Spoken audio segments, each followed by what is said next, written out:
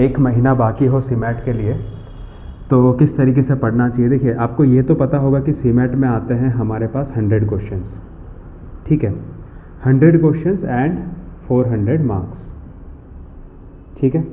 Now I have 1 month, ठीक है, मेरे पास एक ही महीना है। सबसे इम्पॉर्टेंट सेक्शंस की मैं बात करूँ तो सबसे पहले कॉन्ट, सेकंड इम्पॉर्टेंट सेक्शन हो जाता है आपका वर्बल, थर्ड इम्पॉर्टेंट आपका हो जाता है एलआर, फोर्थ इम्पॉर्टेंट आ जाता है आपका इनोवेशन एंड फिफ्थ इम्पॉर्टेंट आ जाता है जीके, मतलब लास्ट लिस्ट इम्पॉर्टेंट। मैं इसमें क्यों लिखा है मैं आपको बताता हूँ। देखो, कॉन्ट एक ऐसा है कि जिसको आप प्रैक्टिस से इम्प्रूव कर सकते हो, it will take lot of time, ठीक है। तो अगर मैं आज उन 20 क्वेश्चंस, मतलब आपको ये पता ही होगा कि 20 सभी सेक्शन में से 20 क्वेश्चंस आते हैं, ठीक है, टोटल 100 क्वेश्चंस हो जाते हैं। अगर ये 20 क्वेश्चंस में से मैं मीडियम कैटेगरी का भी स्टूडेंट हूँ या बिलो मीडियम भी हूँ ना, फिर भी मेरा मानना है 10 क्वेश्चंस आप आसानी से कर सकते हो, ठीक है। कब नहीं कर पाते वो मैं बताता हूँ। बच्चे क्या करते हैं कि मेरे पास मान लो यहाँ पे जो 5 सेक्शंस हैं, अगर मैं बात करूँ नंबर सिस्टम की, फिर मैं बात करता हूँ अरिथमेटिक की, फिर मैं बात करता हूँ अलजेब्रा की, फिर मैं बात करता हूँ मॉडर्न, ये ले लो ना, ज्योमेट्री की, और फिर मॉडर्न मैथ्स। सबसे ज़्यादा यही पूछा जाता है, 10 क्वेश्चन आपको यहीं के मिलते हैं।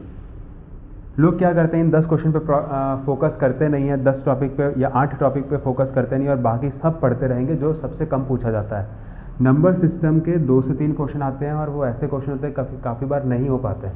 आप कितना भी मेहनत करके जाओ, पॉसिबिलिटी है कि वो क्वेश्चन आप छोड़ दोगे। तो why to waste time here in end time, ठीक है।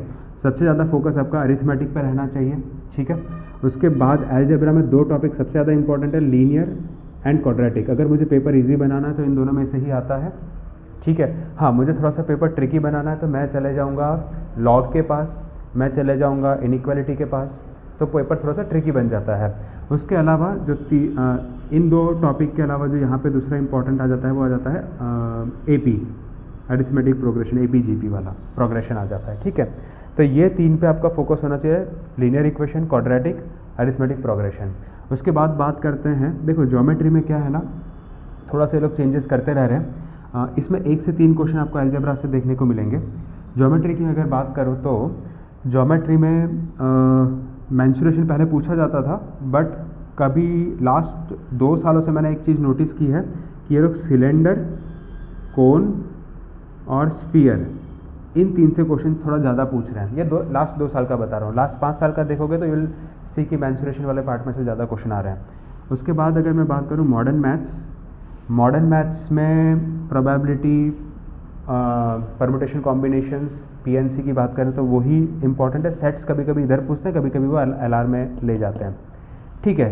तो ये है अपना एक बेसिक स्ट्रक्चर। तो आपको क्या करना है, जब आप इसकी बात कर रहे हो तो आपको 10 क्वेश्चंस, अगर आप एवरेज या बिलो एवरेज अपने आप को मानते हो तो ये इतने क्वेश्चन का टारगेट रखना है। अगर आप एवरेज से थोड़ा सा अबो मानते हो तो आप 15 क्वेश्चन का टारगेट रख सकते हो, और अगर आप बहुत अच्छा मानते हो तो 17 से 20 क्वेश्चन। 17 से ज़्यादा थोड़ा सा चैलेंज कभी कभी आता है। 17 मार्क्स में आपको 17 क्वेश्चंस में आपको जनरली 99 परसेंटाइल मिल जाते हैं, ठीक है। कॉन्ट की सेक्शन की बात करता हूँ, ठीक है, सिर्फ कॉन्ट में।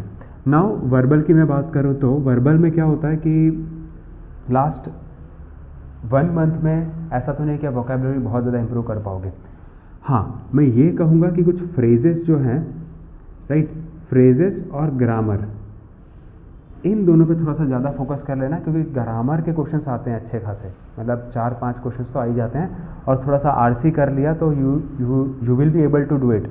तो मैं ये कहूँगा कि इसके लिए आप क्या करो, रोज़ 40 से 50 क्वेश्चंस प्रैक्टिस करो, ठीक है।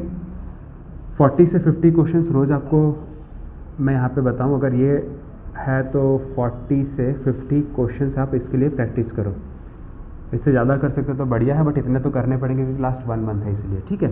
अगर मैं बात करूँ तो वर्बल में आप क्या कर सकते हो, आरसी की प्रैक्टिस कर सकते हो और ग्रामर इंप्रूव करो। एक ग्रामर इंप्रूव करो एंड आरसी की प्रैक्टिस करो। इसके अलावा और कुछ करने से शायद फ़ायदा नहीं मिलेगा। वोकैब अभी लास्ट 1 महीने में नहीं पढ़ना है। एलआर की मैं बात करूँ तो किसी भी ऑर्गेनाइजेशन की, किसी भी इंस्टीट्यूट की आप शीट्स ले लो और रोज़ एक शीट सॉल्व करो जिसमें ऑलमोस्ट 20 क्वेश्चंस हो, उससे ज़्यादा ज़रूरत नहीं है। और ऐसे करना, इसमें एक चीज़ मैं आपको सजेशन दूंगा कि जब वो शीट सॉल्व करो तो अगर कोई टॉपिक आपका वीक है तो उस टॉपिक का उठा लेना, अदरवाइज आई वुड सजेस्ट कि मिक्स शीट करना, राइट। सो मिक्स शीट से क्या होता है कि एग्ज़ाम में भी आपको मिक्स क्वेश्चन आने वाले हैं, ठीक है। सो वो आइडिया मिल जाएगा।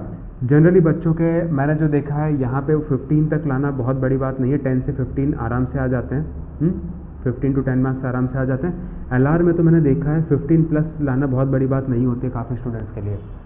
मुश्किल से 5 क्वेश्चन टफ आते हैं, उसको एग्ज़ाम में उस वक्त छेड़ना नहीं है जब तक बाकी का पेपर ना हो जाए, ठीक है। इसमें भी ये मान के चलना कि 10 क्वेश्चन ऐसे जो उसको पहली बार में नहीं छेड़ना if you are not comfortable, ठीक है।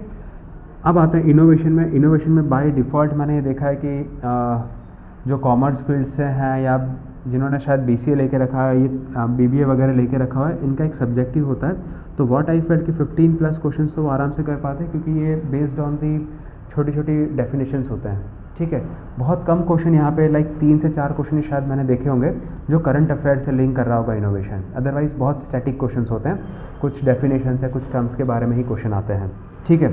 अब जीके की बात करें तो देखो जीके बहुत वास्ट है। लास्ट मोमेंट पे मैं ये नहीं सजेस्ट करूँगा कि बहुत ज़्यादा टाइम दो, मैं ये सजेस्ट करूँगा कि SSC के जो भी पेपर होते हैं उसका जीके एक बार ट्राई कर लेना, अगर उनमें से कहीं कुछ आ गया तो आ गया, वरना अब तक का जितना भी नॉलेज है आपके पास वही काम आता है, राइट। मैंने बहुत कम स्टूडेंट को ऐसा सुना हुआ है कि लास्ट 1 मंथ में या लास्ट 2 मंथ में मैंने पढ़ा है और वहीं से क्वेश्चन आ गया, ऐसा बहुत कम हुआ है। 1 या 2 क्वेश्चन आ जाएंगे।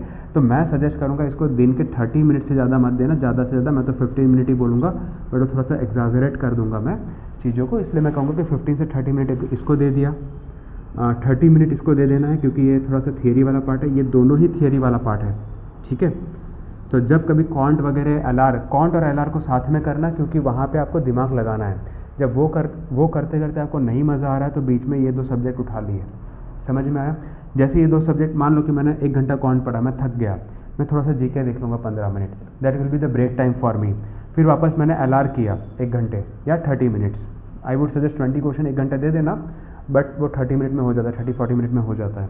तो वो आपने किया, फिर ब्रेक लोगे तो मान लो इनोवेशन पढ़ लिया, फिर वापस कॉन्ट पढ़ोगे, ठीक है, फिर वर्बल पढ़ोगे, या ऐसे स्विच करते रहना। सो दिन के आप, मैं मान के चल रहा हूँ लास्ट का 1 मंथ है, 8 आवर्स तो आप दो, कंटिन्यूसली नहीं देना है।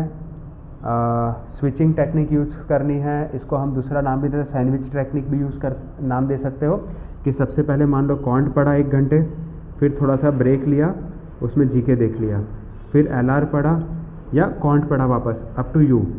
तो फिर वापस हमने लॉजिकल वाले पार्ट पे चले गए, फिर वापस हम आ जाएंगे इनोवेशन पे।